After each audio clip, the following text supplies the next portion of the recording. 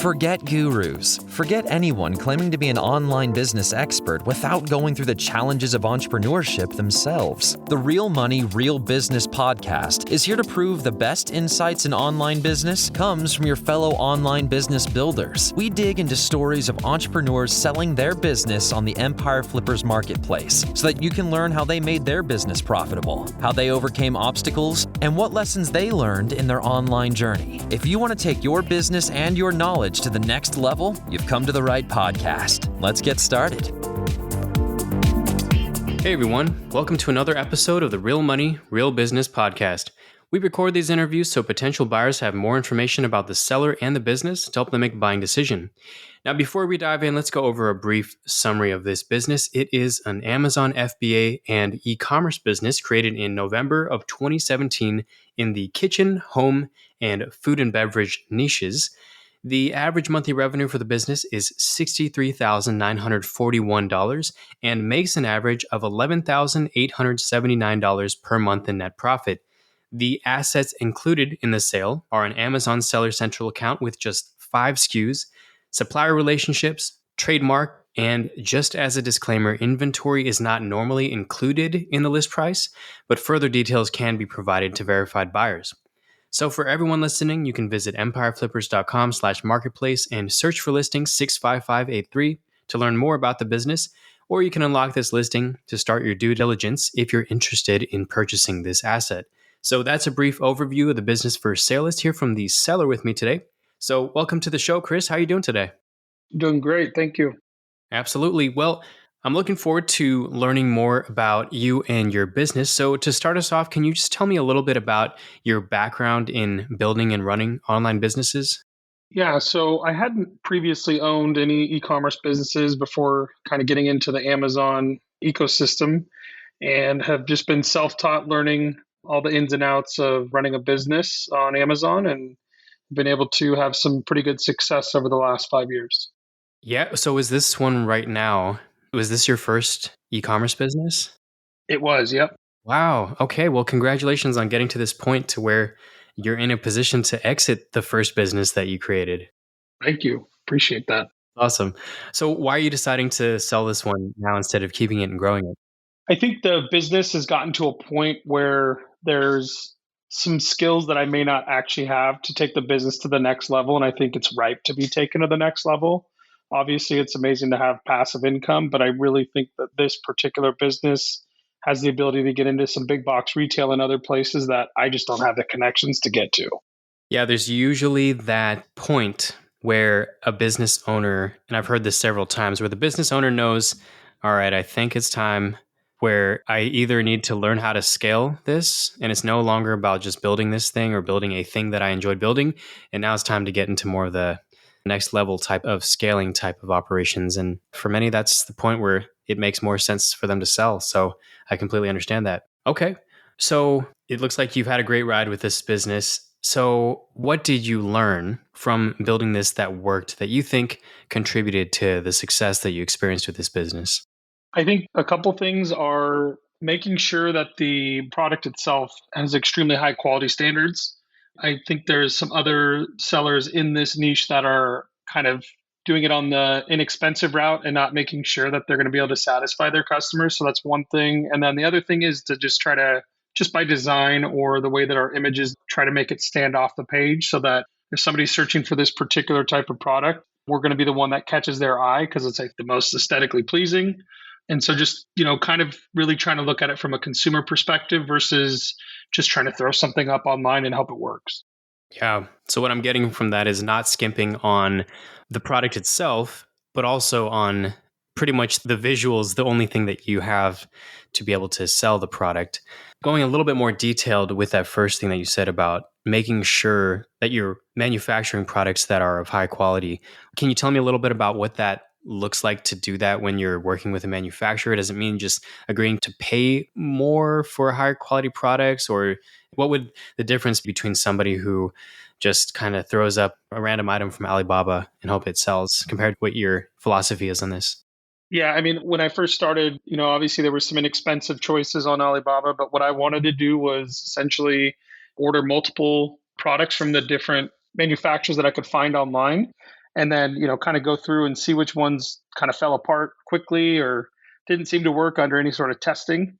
And then basically working with that manufacturer to produce some samples and how quickly and responsive they were. And then also ask them for some kind of examples of people that they're working with today. So I could actually go and look at those people's reviews and things related to the products that they're selling and see if they really do have, good quality, or if it's just them showing me good quality just so that I can start working with them. And then you get kind of that quality fade. So I just wanted to make sure that that wasn't the case.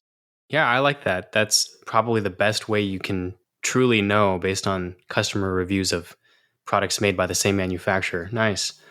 Was there anything you tried with this business that didn't work? Maybe a specific product that you launched or a marketing test or experiment that you tested out? Yeah, I did try to branch into a little bit different portion of this market. And we had some stock issues in the beginning. And I think that just kind of ruined the way the listing was. Nothing related to the 5 SKUs that are on this. It's just like another kind of a side niche or a little sub niche of this business. So we just started working on that. And I decided I wanted to stay focused on this particular niche of these 5 SKUs and just keep pushing along because I knew we were successful and I could continue to grow it. Nice. There is that temptation to try to diversify and go wide instead of vertical. But it seems like this is a testament to sticking with what works and just doubling, tripling down and just seeing how far that can go. Definitely. Nice. I know typically the way Amazon FBA businesses generate their sales is going to be a combination of Amazon Organic and Amazon PPC. Was there anything you wanted to talk about traffic or earnings, about just how traffic is generated? Was there anything besides that? No, I mean, there's definitely, obviously the organic searches, if we're ranking well enough, we're going to show, but we definitely do use the Amazon sponsored products and just the PPC in general. One other thing with this product, again, I think I had kind of mentioned previously about how I think aesthetically it's really a pleasing looking product. And there have been some campaigns from like outside influencers and nobody we contacted or did anything with just started noticing these like big spikes in our traffic and conversion and all that stuff during some specific period of times. And so we were looking and finding out that there was actually some influencers pushing our product during some of the holidays that were relevant to this product. And so they were just, out there basically trying to push it with their affiliate links to get a ton of traffic. And it ended up looking like it worked really well. So that's also obviously an opportunity is to reach out potential influencers to do this, but nothing we kind of contacted anybody, just we're getting external traffic. Obviously that increased our organic rank as well, because anything off of Amazon coming into Amazon loves to reward you for that. So it looked like we were bringing the traffic, but it was just somebody else trying to make an affiliate commission through Amazon, and we were just benefiting from it. Nice. That's good to know for any buyer who's interested in this business and is thinking about certain growth opportunities. The fact that you didn't even reach out to these influencers, they decided to review the product nonetheless, says that there is some potential for this being a growth avenue. Okay. Definitely. Cool. So it's been a few years, several years at this point that you've had this business. Can you describe the amount and type of work that you do on this business currently for maintenance? Yeah, so I don't do much maintenance at this point. It's not really more than a couple hours a month, to be honest. But basically, I just go in, check the PPC campaigns, make sure nothing's out of whack. Also checking the inventory stock levels, and then just making sure nothing new came on the market that I think could be a threat to the business at all, which, would just maybe be somebody trying to jump in and have a low price or something related to that. So just kind of just taking a look at the market, make sure things are kind of where they have been for the last, 4 to 5 years. So I do that maybe twice a week. I'll do all those different things for an hour or so. And then after that, kind of set it and forget it and keep my eye on it, but just let it roll as it's been. Yeah. And is that something that you find you have to do pretty frequently, is the looking out for the competitors trying to jump in and undercut on price? No, we haven't had that happen, but it's always just, in the back of my mind, I'm just a curious person. So I always look around to see if anything new comes up, or maybe I'm like, oh, that could be a potential idea for expansion or whatever the case is. So I just jump in there, look around and see what else is out there, and usually nothing, but obviously definitely want to look. Yeah. Well, speaking of potential opportunities for expansion, if you were to keep the business, what are some ways that you would try to grow it? I think I would definitely explore a brick and mortar opportunity. I think I mentioned that earlier, but I really think this is a product that could do very well in brick and mortar. I just don't have those connections. But if I was able to get some guidance from somebody who'd be an industry expert or something like that, I think that would be a huge opportunity for the business.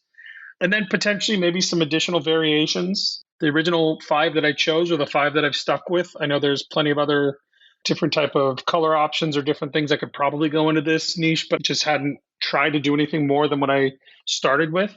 So I think there's definitely some opportunity out there to add some variations, and it wouldn't really be much more cost than just the cost of the product. Just haven't done that, but I think that's a huge opportunity just to kind of expand your reach to different people who may have certain color affinities versus what we have out there. Yeah, as you had said earlier, you really doubled and tripled down on what was working. And I think what the opportunity that presents you at this time is that now you do have that potential to go a bit more horizontal. It makes potentially a lot of sense to do that at this point. Definitely. Okay. So, of course, with opportunities, there are also risks with any business model. So, what do you think are the biggest risks with this business that a buyer should be aware of? The only thing that I think would be a risk, and this is kind of for any business on Amazon, is just, does the PPC landscape or their ad pricing or placement pricing, does that ever change? It's becoming more pay to play. We've done very well with that because I think if we can pay to place ourselves in a lot of spots we weren't showing up before, we've had a huge benefit. But, Amazon, there's always some variable in their ad pricing, the way that kind of works. So I think that's one of the risks. I can't think of other risks of the business besides that. Just basically that being more expensive, potentially. That's the only difference. Yep. And that goes very well with your thoughts on going brick and mortar, that you aren't as reliant on PPC and you're not paying to play so much in that regard. So, Right. yeah, that complements nicely. Okay. Well, a few questions to wrap this up. How much support are you willing to offer a new buyer? Anywhere from 60 to 90 days, email and phone support. Cool. And just confirming that you commit to a non-compete on this business after it's sold? Yes, I commit to that. Okay, perfect. And are you open to something like an earnout? Yeah, definitely. It'd be relative to the prospective buyer and their experience in the business, but I'm definitely open to that. I think the right fit, we could definitely work something out. Okay. Last 2 questions. Putting yourself in the shoes of a buyer, why do you think this is a business worth buying? Like I mentioned, there's definitely some opportunities out there that I don't think I'm equipped to kind of accomplish. And this is a huge business with a lot of upside. And we were actually just coming off of our largest month that we've had in the 5 years of existence. So the business is on an upswing. So there's nothing but, I think, growth available to the business. And so it's not a business that's declining in growth or anything of that nature. It's completely going the opposite direction and it's going directly up. So I think that's a huge opportunity for a potential buyer. Yep. And I can definitely see that in your most recent month's sales. It seems like this business is skyrocketing at the moment. So that's great to see. Well, is there anything you'd like to add that you think I might have missed during the interview? The only thing I wanted to mention just was in the trailing 12 months, the numbers that you see in January and February of 2022, we did have a stock issue on 2 of the products because of Amazon kind of tightening up their grip on the utilization of inventory availability. And so those months were a little bit lower in total gross revenue and profit. But even through the first 12 days we're in January doing this interview on January 12th today, we've already done a significant number, almost higher than what we did in January of 2022 in sales. So the business itself next month and the month after is going to continue to grow. So that trailing 12 is going to actually be a much higher profit. So I don't think we're going to have any issues going forward with the ability to put stock into Amazon. And so we'll be able to continue to increase the gross revenue and the net profit. Got it. And that also does provide a time incentive for anyone who is interested in buying this business that, as of this recording, January is still not done. So, but once January does complete and the revenue figures are in, that will update the valuation. So definitely a reason to consider pulling the trigger if you're going to. Definitely. Cool. Well, I think this is the right place to wrap this up. So, Chris, thank you so much for sharing your story and joining us on today's episode. And I hope your business is purchased in the near future and by the right buyer. Great. Thank you so much. Yeah, absolutely. All right, everyone. Thanks for listening. To learn more and see if this listing has already been sold, head over to empireflippers.com/marketplace and search for listing number 65583. And if you're watching this on YouTube, click the link in the description to go straight to the listing. And once you've unlocked this listing, you'll be given everything you need to know about this business. So until next time, enjoy your digital journey.